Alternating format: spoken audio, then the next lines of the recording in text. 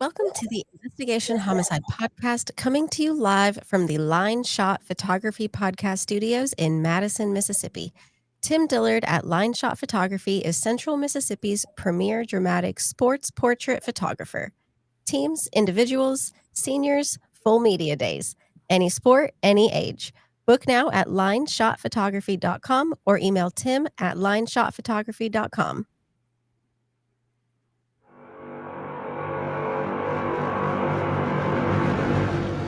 Some people in this world are on the front lines of the struggle between good and evil, and some, like us, bear witness. I'm Therese Apel. And I'm Nicole Crowell. You may have heard us as we worked on stories and series about law enforcement and crime. And it's safe to say we've seen some of the best and worst of human nature. We decided there's no greater honor than bringing you the stories of the men and women who seek out the monsters, who speak for the victims, and who put the pieces together on some of the biggest Mississippi crime stories of our time. Welcome to Investigation Homicide. There you are. Hello, everybody. How are you guys? We have a very special guest here today. He's chiming in. He's in a Zoom. Happy Thursday, everybody. I know you guys haven't seen me in a long time. I've been kind of MIA. And Therese is MIA. She is down on the coast doing some fun stuff for what we're about to talk about today, which is Hurricane Katrina. It's about to be the 20-year anniversary. Today is the day before. Everybody knows that feeling. And today I am joined by Amanda. How are you, Amanda? I'm good. I'm excited that Therese trusted us. I know. To be completely unsupervised. Again.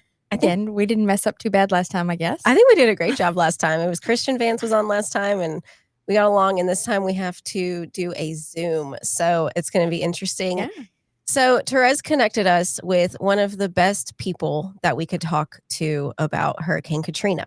Today we have Mr. Robert Latham, who is retired now, but he was the former director of MEMA.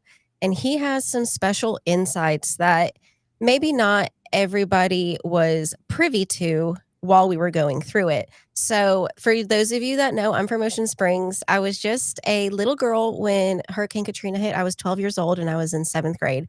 So I remember just enough to know that it was really scary and also be young enough to kind of like not understand the full impact of it. And I know over these 20 years, there's been a lot of questions. There's a new documentary out now about Hurricane Katrina. There's little bit of misinformation. There's a whole lot of stories, and we're going to go over all the little details today. And for a second, I just want to introduce Mr. Robert. Thank you for joining us today, Robert. How are you? Fine. Thank you, Nicole, for having me. I appreciate it. Absolutely. Therese has said so many wonderful things about you, so I'm just really excited to get to talk to you today. Don't believe everything. Oh, well, it's all good. It's all good, as always. Good. So being the director of MEMA, that must be a pretty serious job. How does one kind of become a director of MEMA? Were you a first responder at any point, or how did that come to be? Yeah, Nicole, it's kind of interesting how I got there. I mean, I was actually in the National Guard. I worked full time at the unit in Senatobia. And so I was right on the verge of retiring from the Guard in 1994. And we had the ice storm of 94. I'm sure you probably don't remember that. But it pretty much just, the ice was several inches thick in North Mississippi. It shut down communications, shut down power, shut down just about everything. And I was a fire chief at the same time in Senatobia. So the county had appointed me as emergency management director for the county 3 weeks before the ice storm of 94. And so I'm sitting at the house and, things just starting to get a little hairy, and so started losing power in the county and stuff. And I said, well, I guess I probably ought to get this plan out and review it and see just what I'm supposed to do. And so that's how I got into emergency management. But when I retired in 1995 from the Guard, the county appointed me as the county emergency management director. And I did that full time for 5 years. And in 2000, Governor Musgrove, who became governor at the time, I had known him. He'd been my state senator. And I had known him for a long time. And he asked me to come to Jackson and be the head of MEMA. So that's how I got there. I guess it's interesting because I can tell you that after coming down there, I came in January of 2000. My wife followed me in March when she was able to sell the house, pack up the house, do everything, and move all by herself while I was down there. And I was on the way back to the motel one day before she came down, and I'd been there 2 or 3 weeks, and I just told her, I said, I think we've made a horrible mistake.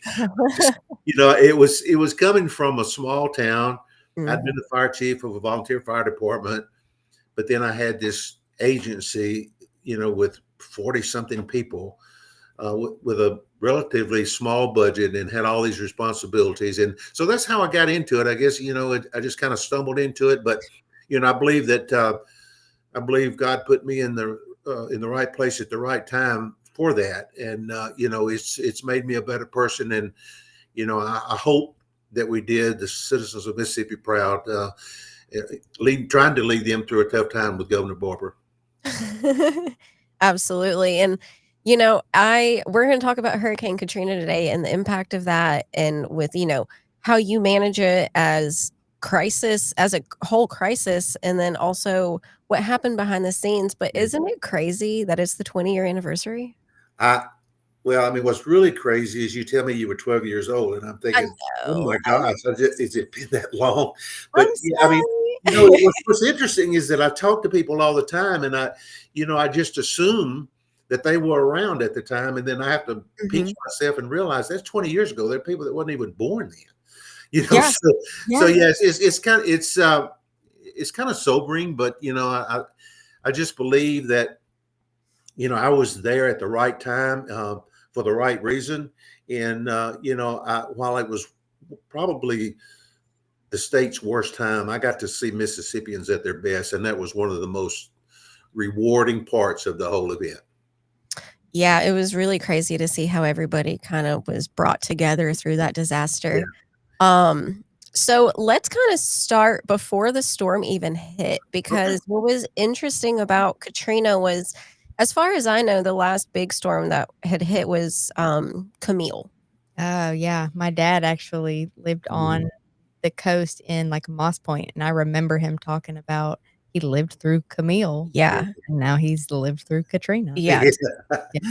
Two big major disasters, but they were pretty far apart in terms of years. Yeah. So I remember that right leading up to it, to just the general public, it wasn't that big of a deal. If you live down there, normally it was kind of come on as like it was going to be a Cat 2, became a Cat 3. We still go to the grocery stores during a Cat 3, we're going to buy bread. We're going to go do whatever. It's probably like if you live in the north and it snows and like it's just that's a regular day, but here in Mississippi we shut down if it snows. If it snows, game over. Yeah. Hurricanes, tropical storms, whatever, same thing. Yeah. But it was right before it hit landfall that it became a Category 5. So what does it take me through those last kind of couple days. Where were you? How were you watching this hurricane develop? And how were you kind of getting prepared for what you thought was going to happen? Well, Nicole, I can probably go back just a little bit because, prior to Katrina, I had several disasters at the state level with Governor Musgrove, and then one or two with Governor Barber.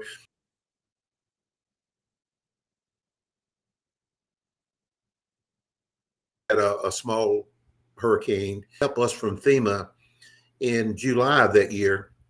Just happened to be the same people that came back in August for Katrina. So we had already established a relationship with them. So that helped tremendously. Bill Carwile, who was the FEMA FCO, Federal Coordinating Officer, led that team. And he had a good bit of his team from the West Coast, actually the San Francisco area, Region 9, because pretty much the rest of the FCOs were tied up in other disasters. So he was actually originally sent to Louisiana, but they basically redirected him to Mississippi, and I'm thankful for that. So they arrived on, even though we talked multiple times before he arrived on Saturday before landfall on Monday morning, we had been talking, and back on Tuesday, I believe it was, of August the 23rd, and I can't explain this. I don't really know. I mean, it was highly unusual to do a situation report at MEMA for something that had not happened. I mean, typically something happens, we do a situation report, we release it to the public, we release it to all our local partners, federal partners, and they can see what's going on and what we're doing. So nothing has happened, but it's interesting. You can go back, and we actually published our first situation report on August the 23rd, a full 6 days before Katrina. But it was something about that storm when it came off the African coast into the Atlantic. It was just something about it that was unsettling. You know, maybe it was just that, you know, we're overdue. I don't know. But we knew it had been decades since Camille. So we produced that situation report, and it ramped up quickly on about Wednesday of that week. We started producing more situation reports, and then by Friday we were actually activating. The governor signed a state of emergency. We were activating some National Guard units to send to the coast, and on Saturday before landfall, I made a trip to the coast, which I was basically advised by many people not to do. But I had made a commitment to the local EMA directors because I had been a local EMA director, and I know how important it is to have a connection with the state. So I had committed to them that when I became MEMA director, I would come visit the coast before every hurricane to make sure things were in place, make sure they had what they needed, make sure we were on the same sheet of music. What was the timeline for evacuations? All these things which the state needs to know.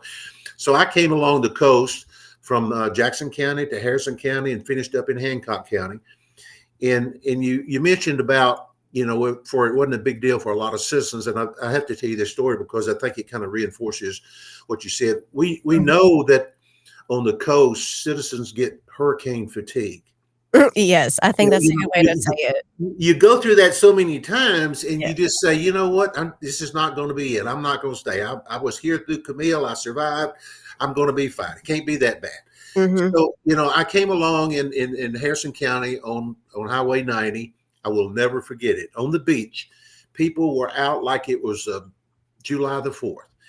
This was on Saturday, and we knew it was going to be landfall overnight, Sunday night and Monday morning. And we had the locals had already issued voluntary evacuations, and people weren't leaving. The traffic count from MDOT was low on I-59 and I-55 and 49, so people weren't leaving.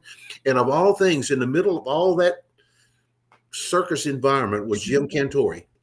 Yes. He was broadcasting, on the beach, and I'm thinking, oh my gosh, this is crazy. So I left the coast and got back late Saturday night, and I just told the governor, I said, people are not evacuating. They're not taking this seriously. It really concerned me. And I said some other things and did some other interviews, and we might want to talk about that a little bit later. But I did do some other interviews that ultimately I think might have changed the perception on the coast of what was fixing to happen a little bit. But, having said that, I will say that I still cannot forget and get off my mind the fact that 238 Mississippians lost their life during Hurricane Katrina. Yeah, it was really crazy to see because, just from my point of view, right? I'm 12 years old. Hurricane's going to hit. We're evacuating. Okay, great. No big deal. Yeah. We even left. It was to the point where we just kind of left our dog at our house. He was out in the back. He had a nice dog house. Nothing had ever happened before. We went over to the next state and we're watching. I remember sitting in the hotel and watching the TV. And all of a sudden, I remember sitting there and being like, this is not okay. Something is happening. Something terrible is happening. And I'm, of course, I'm thinking about my dog and my friend, and my best friend's mom had stayed with their dogs, and all these people that stayed, and the thought, not knowing what was happening was really confusing for a kid. And then also knowing that bad things were happening, but nobody knew at that time, nobody had come back yet. Yeah. So you're just kind of watching it on the news. There's all this, the water level is to an incredible level that nobody would ever imagine, to the very tippy tops of the tallest buildings that we have there. And you see people on roofs, and, I can't imagine being an adult and having to take care of my entire family, and then let alone being a first responder who has to be the first response to come back to that. Yeah. Yeah, and I want to mention that because that was one thing we had never really experienced or planned for, right or wrong. And that was, that we always kind of expected our first responders to be available in there. We Mhm. never considered the fact that they were going to be impacted too, so They lost their houses and their they, clothes they did. and They did, and they left their families to do Mhm. what they had to do. And it was just something to see that, and they did the job they were called to do. And and we can talk about it later too. But what happened from the state of Florida and the resources that came over from the Panhandle, and eventually those resources that came from every state in the nation to help us in that period of time was just unbelievable. So so hurricane hits, Yeah, it's bad.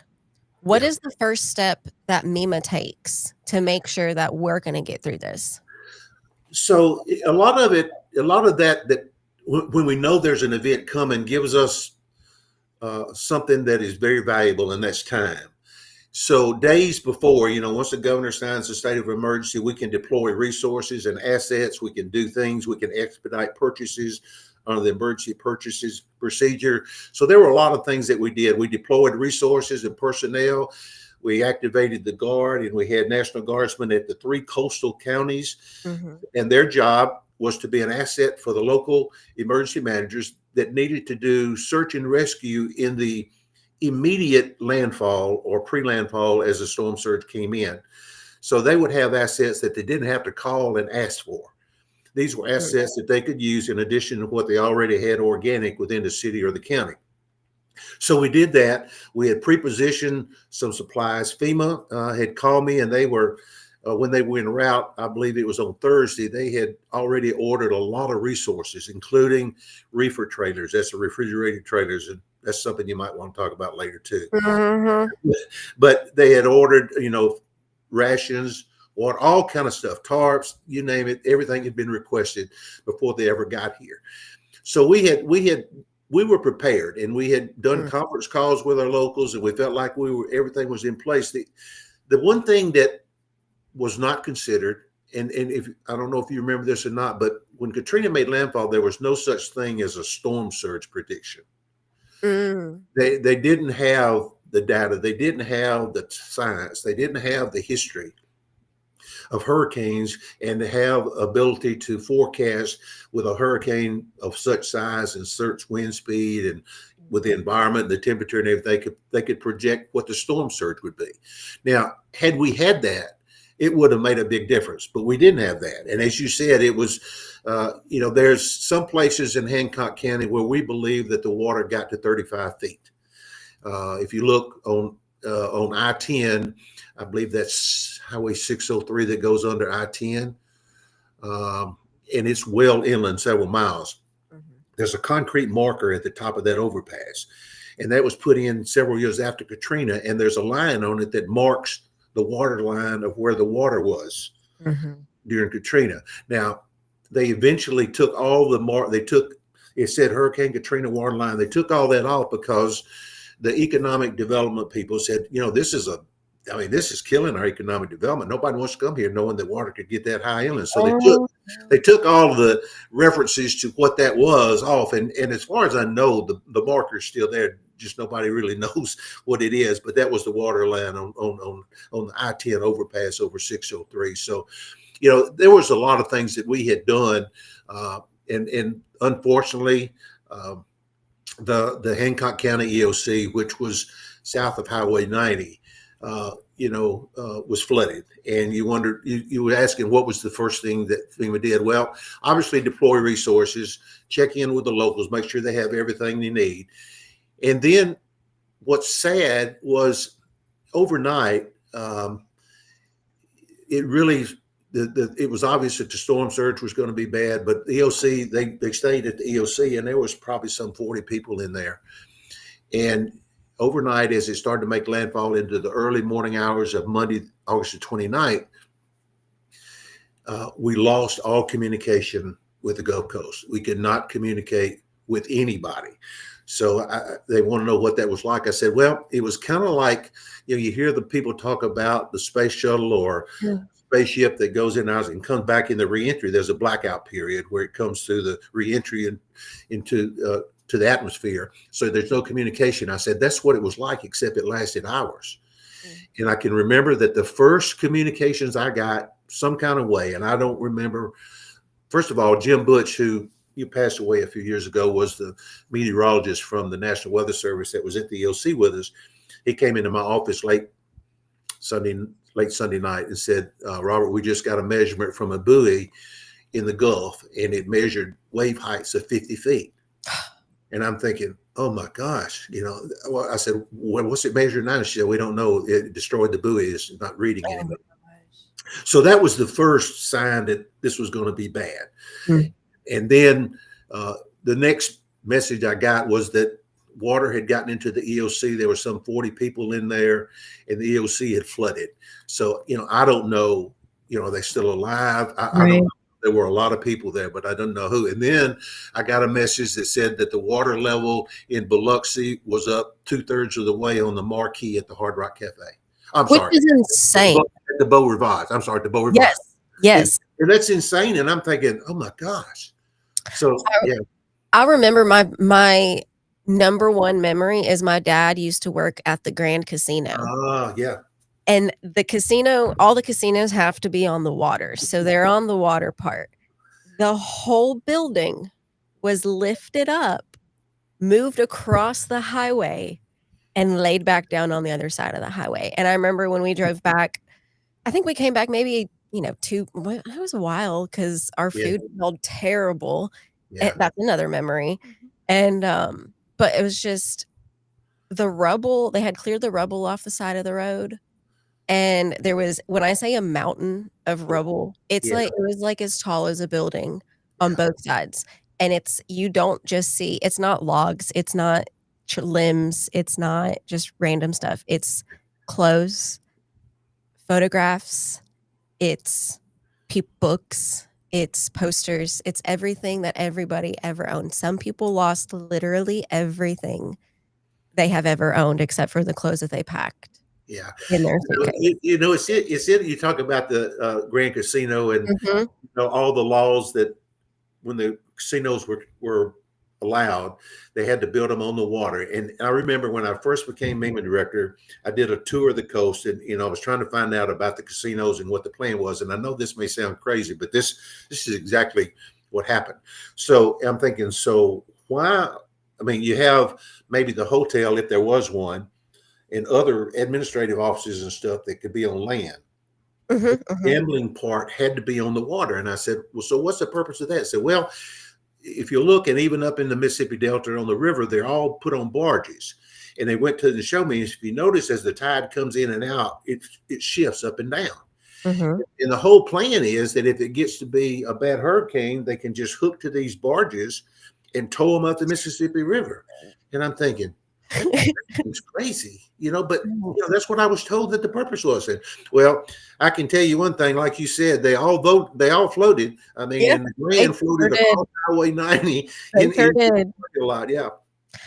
So this storm was interesting because it definitely impacted the coast, but it impacted the whole state as well. There were power outages even here in central Mississippi. Yeah. Amanda. Yeah. Where were you? What do you remember? So I was 17 and I lived with my parents in Clinton. Okay. And I remember, I guess so landfall was like in the middle of the night. Yeah. So I remember losing power before landfall. So central Mississippi, we lost power before the hurricane even kind of got like really hit. Yeah. And I was mad. Yeah. I was 17. Like, what? Yeah. And I slept through the storm. Of course, that is still true today. I'm a hard sleeper. But I mean, we got some rain. But it wasn't as real to me as it was for people who were like in the thick of it, experiencing it. It wasn't until the days later, like I distinctly remember my middle sister getting in line to go and get gas, and in her true fashion, she ran out of gas in the line to get gas, and I'm pretty sure one of the Clinton cops had to, like, give her a couple of dollars to get Sweet gas. baby. Like, I don't even think that she had money to get gas. Like, what are you doing? But, yeah, I think that's really how Central Mississippi was impacted. It was through the chaos of no power and the shortages on gas and, like, everything being closed because no one could get anything. No one was delivering groceries to the stores and obviously gas to the gas station, and it was interesting. We were out of power for at least a week. That's a long time. Yeah, for us to be, Yeah. 100 miles from the coast or over 100 miles from the coast and, to not have power. Do you think that Amanda, you mentioned I was going to just say you mentioned that it hit before it made landfall, and what a lot of people don't realize is Katrina was so large that we started getting hurricane force winds well before it made landfall. I mean, it was affecting the coast early. And then the actual eye of the hurricane came through Jackson later on the day and Monday, and 75-mile-an-hour winds. So it was still a Category 1 hurricane when it came through Jackson, and went on out and went up through the northeast part of the state, and pretty much every county in the state was affected. And that was one of the problems that we had with being able to get commodities and resources, is because where you normally get your stuff from or places that are closer to where you are, but everywhere in Mississippi had been affected. And then you had Louisiana. So all the resources that were in the federal system were being split, to accommodate Louisiana as well as Mississippi. So I think it was we were getting 17% of all the commodities, the water, the food, and all that stuff that we were requesting every day. We requested it, and we were getting 17%, and it was like day 10. So it was on up into September around the 9th or something like that before we finally got to where the burn rate of the commodities was being resupplied by the resupply rate. So, it balanced out at that point, but it was 10 days.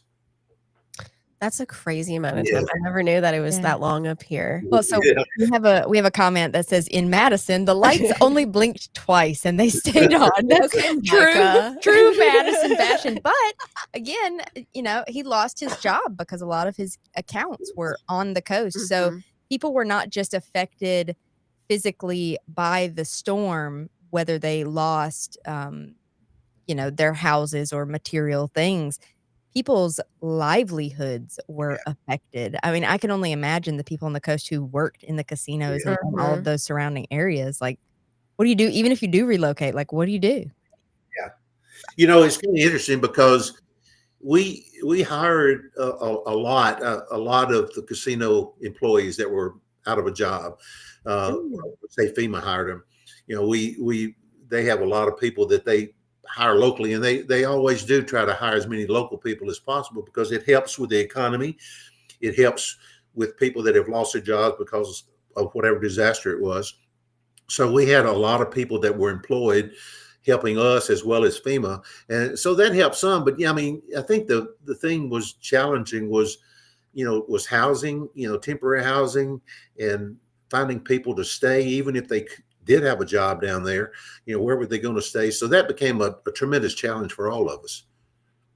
Yeah, I think I remember a few places put up some cots. Yeah. And had people staying on cots. And I think it was maybe right after we had maybe been in the wherever we evacuated to, and they were setting up even over there because it was everybody just had to go out because you really don't have anywhere. Like, you have to go where somebody. Yeah. Up moving to Vegas, which is where the people we knew were, which was crazy town. But, what the thing that I kind of always go back to is you hear those first responder stories of, and I'm going to be vulgar here. There's one that always sticks out in my brain of a father of a friend who had to take a baby out of a tree. And I think that people, because we were all we had that hurricane fatigue. Yeah. Those lives, we viewed it differently after that. Yeah. And after seeing that, so with the first responders, are you guys managing the local first responders as well and sanctioning them out to their duties? Or was it more like all hands on deck, everybody do what you can?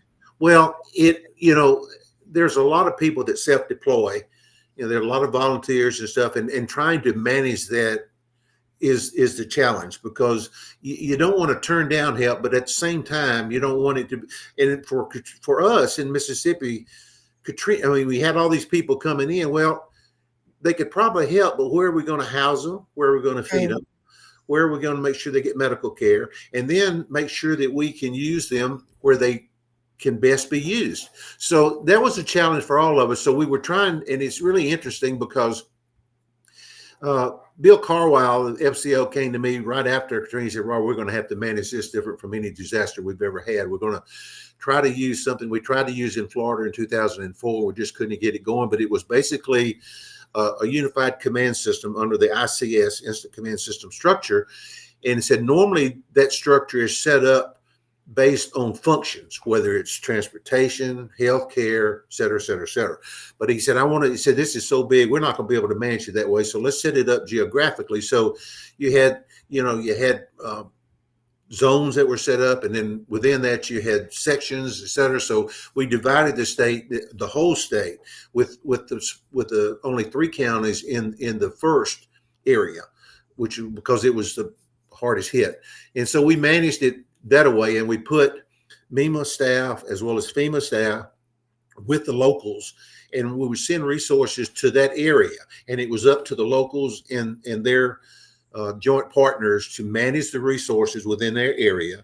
And then if they had more than needed, they could move it to another area via the team that was set in place. So that was something that actually came out of Katrina that had never been done, and actually became where it was actually taught in the schoolhouses of emergency services of how you manage a disaster geographically as opposed to functions.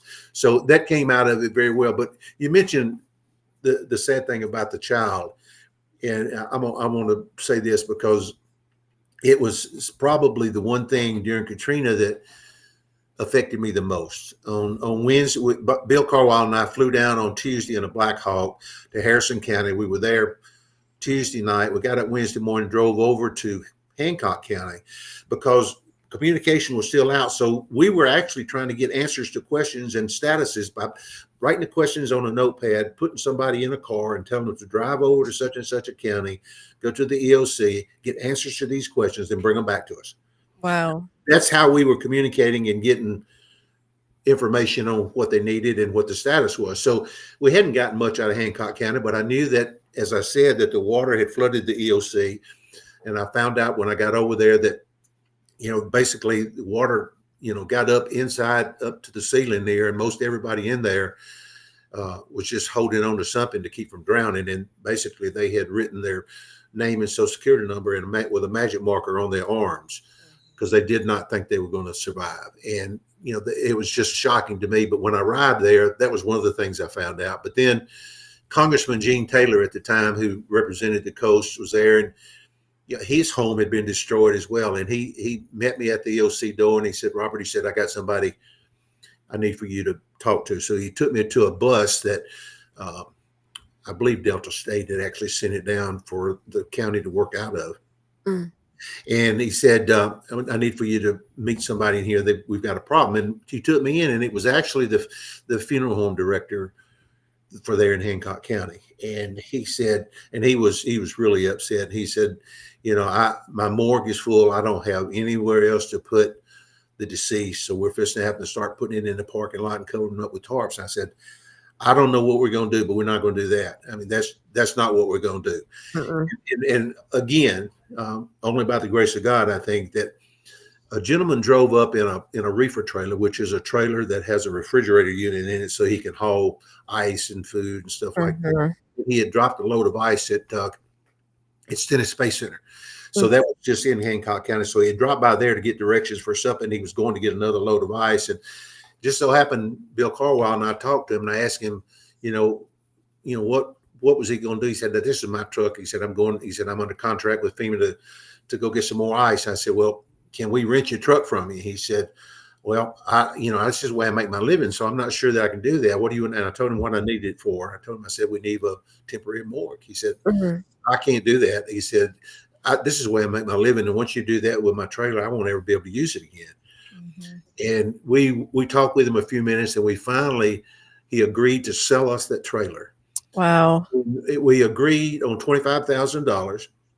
And keep in mind now, when I came to MEMA, I was really, really green when it comes to big government. Okay, so at the local level, I can manage things pretty well, but this was bigger than anything I'd ever seen. So, $25,000. Now I'm thinking, God, that was just pennies compared to spend. But I told him, I said, I don't know how we're gonna pay for this, but he said, but the Chancery Clerk, Tim Keller, wrote a check for $25,000. Bill Carwile and I basically signed a promissory note that we would reimburse the county for that $25,000 some kind of way. And long story short, they did get reimbursed for it. And when you look at the billions that we wound up spending, Right. the $25,000 was nothing. But at the time, that was the most important thing that we could have done. For me personally, and certainly for Hancock County and those in Hancock County who lost loved ones, that was the most important thing on my plate at the time. And I just knew we had to do something. And that's what we did. Yeah, I don't disagree with you. Like, I can't, there was already so much devastation, and just if I cannot imagine just seeing a pile of bodies. Yeah. I don't think I would be able to come back from that. I mean, that's like going overseas and going to war. Yeah. But Yeah. you're in your hometown. Yeah, and I imagine, like, people who lost people and you don't know where they are, or you have a parent or a child down there and you lost contact with them and they don't have a cell phone or whatever, maybe they were displaced, and you have to go sift through them. Yes. I mean, it was just, I think it was so surreal for me to experience that particular instance. And there were several more. I mean, there's just lots of stories that have not been told, but that one in particular had really a tremendous impact on me personally. And I just, think about it every day. And I think about the people on the coast. And like you said, from the beach all the way to the elevated railroad track, there was nothing but slabs. And when you got past the railroad track, there might have been some damage, but most of the houses were still intact. Maybe some roofs were off or something like that. But that water took out everything south of the railroad tracks. And, I'd go down there just so much. And I stayed down there a whole week before we came back to the EOC because Governor Barber wanted us back in Jackson.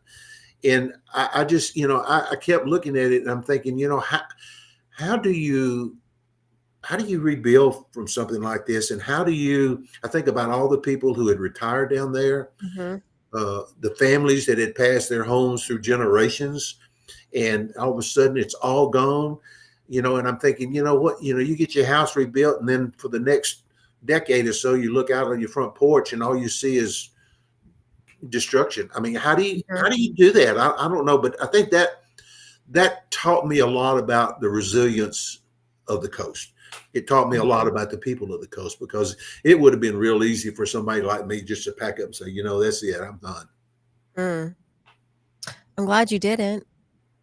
Yeah, I am too. I wouldn't want to do it again, but I can tell you that I would not have wanted to be in any other place during that time, because like I said, it affected me personally. It changed how I think about things and how I look at life. And and being able to see what the coast is now, I just never would have dreamed it would be what it is now. I can't either, because when I moved down when I moved to Ocean Springs, there wasn't even a Walmart there. Yeah, it was just like my school and a Rite Aid and a gas station. Yeah. Now I go down and it is Waffle Houses as far as the eye can see. So many Waffle Houses. We're getting more restaurants, but it's built up so much, and I don't think I expected it to do that. I kind of thought that it would be forgotten. Yeah.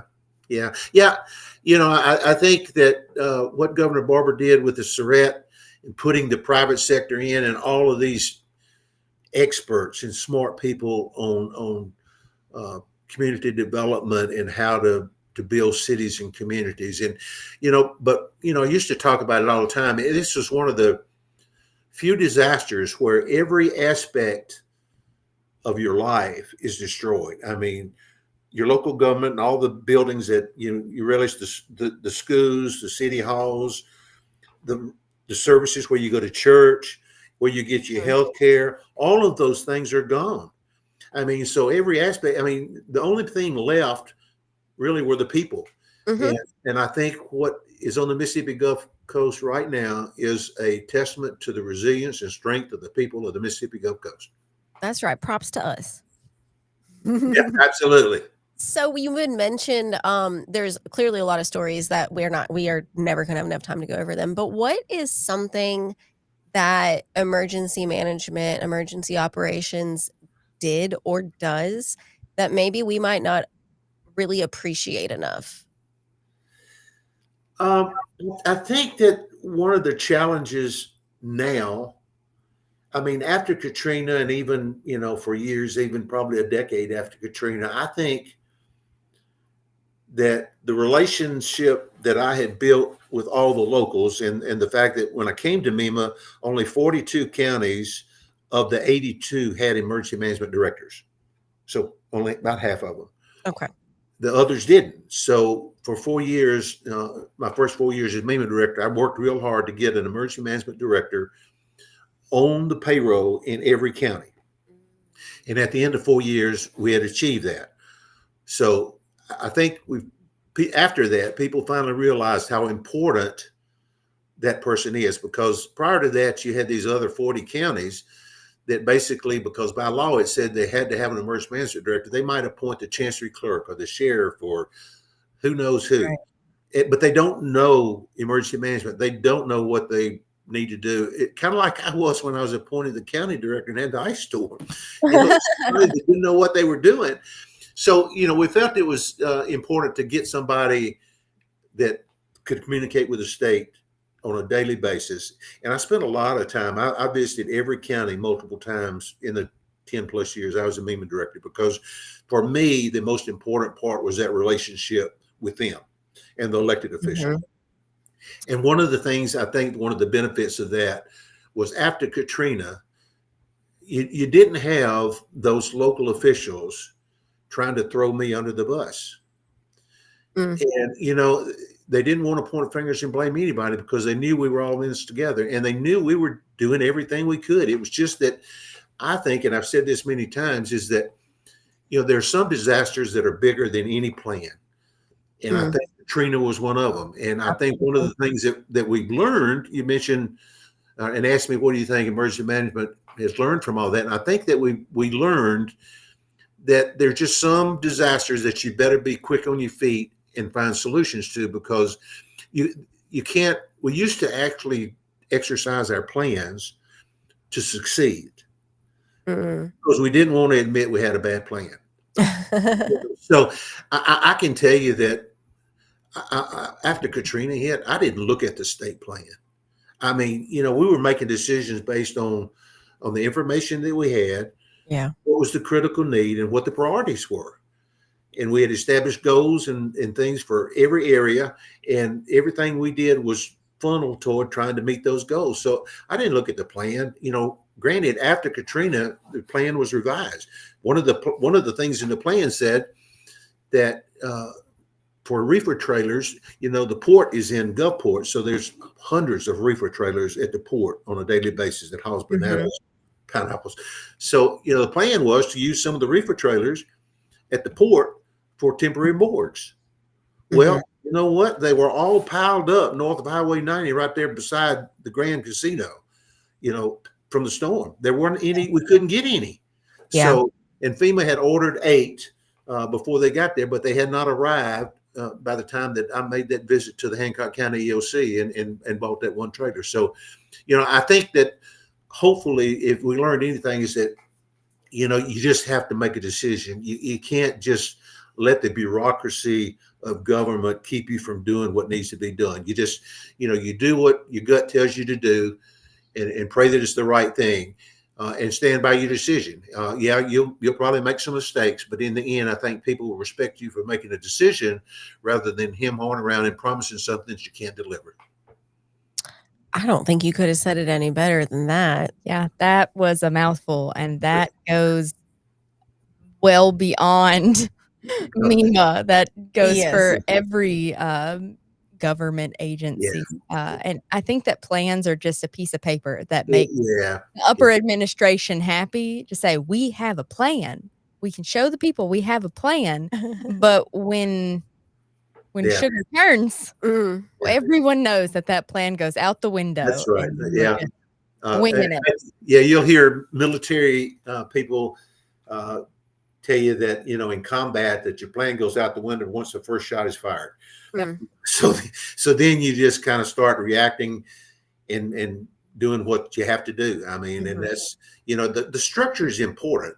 You had to have a structure, a command structure, and a management structure, which we had. And I think that was the important part, and then beyond that, everything else is just icing on the cake. I mean, but those relationships is something that you can't replace, especially in a crisis, because then you got a lot of people with you in the foxhole. I agree. I think Amanda agrees too. Yeah, absolutely. We have a comment from Miss Tina Davis Jordan. Mr. Robert Latham Jr. was an awesome Goodness, Tina. Yes, Miss Tina. And she also said, I didn't work at MEMA during Katrina, but I did work under Mr. Latham Jr. What a wealth of knowledge he has. And that's not the first time I've heard that. She's biased. Oh, She's biased. it's funny how everybody that loves you is biased. Well, she did work for me when I came back to MEMA the second time as one of my area coordinators. And that was one of the things we had put in place because I felt like having a daily connection with the locals was important. And obviously I couldn't do it, so those area coordinators were out there and they were responsible to these counties. And they were also my eyes and ears to see what was going on. And Tina, along with many others, she's a jewel, I tell you. And she got me through a lot of tight binds, but they kept me informed and enabled me to not be surprised by anything. And we were able to stay ahead of things. And yeah, she's a little biased, but okay. But that's okay. We'll take it. Yeah, I love her anyway. We had me and Amanda here today. Tadara's tuned in. I can't see her comment right now, but she said 3 of her favorite people. Speaking of, she was sending us text messages. Was she? I didn't get them. Sorry. I was reading them. Oh boy. Sorry, Therese. You should have commented it. That's not my fault. Oh, Therese said that. Right. Therese is listening. She is. Oh, I think of course. I think she's listening. She has to make sure that we stay on our best behavior. They're doing good, Therese. Thank you. I hope we can maybe have you on for something else while she's here. I think that'd be fun. She said you were one of her favorite bosses ever. There she is. Probably the best boss I ever had. I'm with Tina. Awesome leader. Sadly, it was just a short period of time, but yeah, she's a jewel too. She is. We love Therese over here. Yeah. So we went over the before, we went over the during, we went over the after. Is there anything that you would like to say that I may not have thought to ask you? I think you said it well by saying that, we could probably stay on here for hours and I could tell you all kind of stories of behind the scenes. There was times when politics got involved and, really got me frustrated.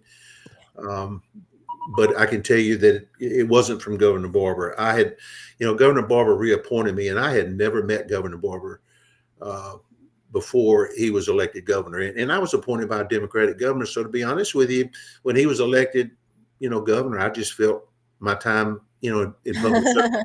I was gone. I was ready to pack my bags and come back to North Mississippi. But, he called me like maybe a week or two before Christmas in 2003, before he was sworn in January. And he just said, Robert, he said, I don't know much about you, but, I would like for you to continue to be my MEMA director. He said, you've got a lot of friends around the state. And I told him, I said, look, I've spent a lot of my time working with local officials and I don't care whether they were Democrat or Republican or whatever. I never asked. I don't care, because I felt like that my job, the last thing I'm going to do is, try to make decisions based on a political affiliation, what somebody believes. And I just always believe that if someone has lost everything they own, let's just say it's one house a tornado just happens to come through and destroys one house.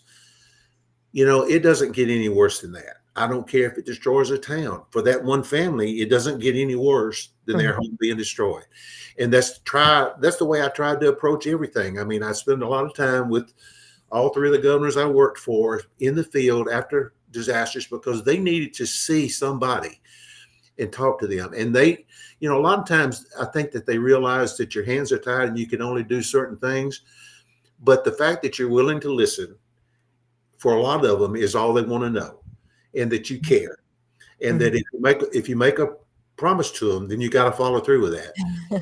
I never promised anything I didn't think I could deliver, but I did tell them, that I would be there. And I'm going to close with, I don't know how long we have, but I guess we're getting close. I don't know. I'm going to close with this, because I told you that the thing with the morgue in Hancock County was probably one of the most important things that impacted me. But there was one other story, and I know Therese has heard this story, and y'all may have too, but after I retired in 2006, we had the state EOC that they now have.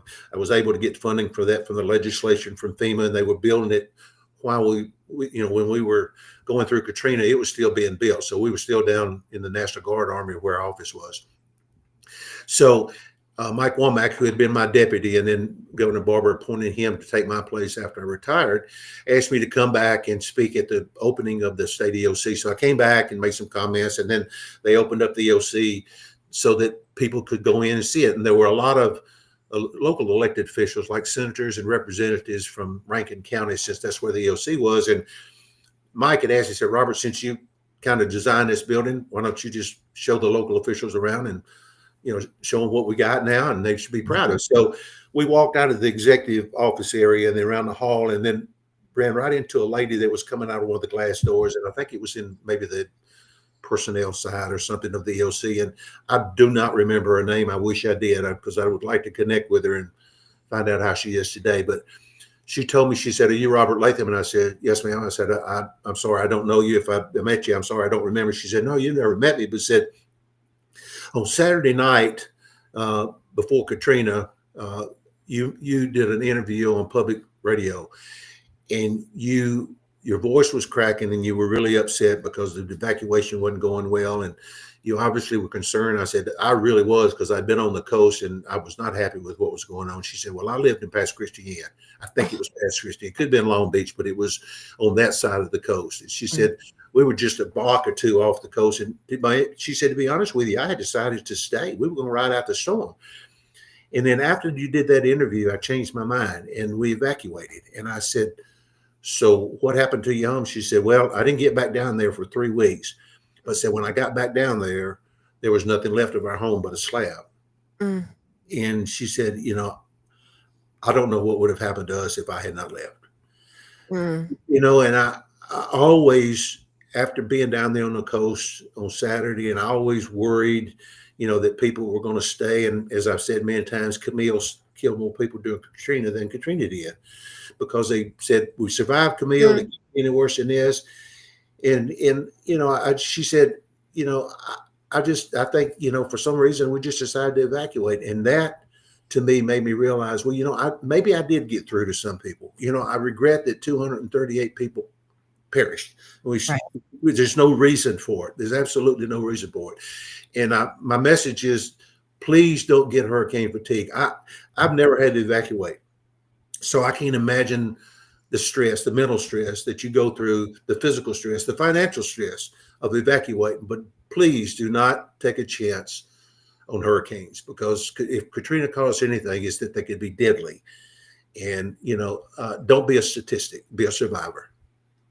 That's exactly right. That's exactly right. We all learned our lesson, and I can't imagine how many lives were impacted by your broadcast. Even if it was just that lady and her husband and her children, and if she's listening, please reach out. Maybe it'll get her. I would love to talk to her.